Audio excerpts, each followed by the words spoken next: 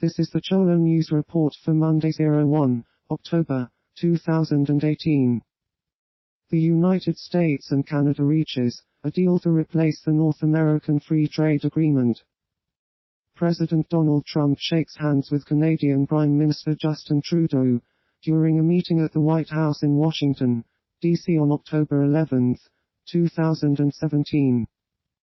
The government of Pakistan is rethinking its dependence on China for the loans it needs to complete its Peshawar to Karachi rail project. This is part of a broader pushback on the ambitions of China's Belt and Road Initiative throughout the region. But Islamabad is exploring funding options for CPEC projects that depart from the traditional BRI lending model whereby host nations take on Chinese debt to finance construction of infrastructure, and has invited Saudi Arabia and other countries to invest.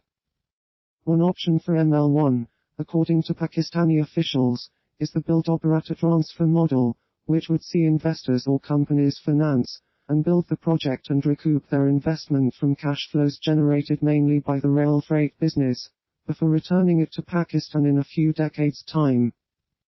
The new treaty, preserving the three-country format of the original North American Free Trade Agreement favored by business groups and congressional Republicans, is expected to be signed by Trump and his Canadian and Mexican counterparts in 60 days, with Congress likely to act on it next year.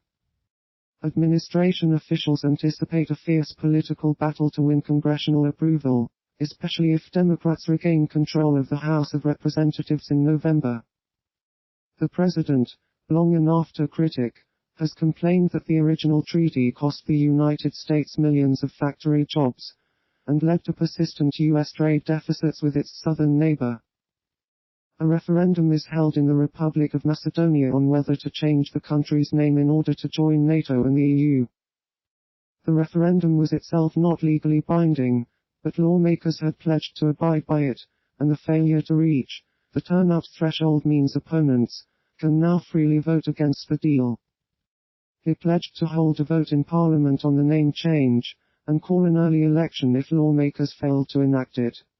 The Greek Foreign Ministry said it respected the will of the people of the country, which it refers to by the provisional name former Yugoslav Republic of Macedonia.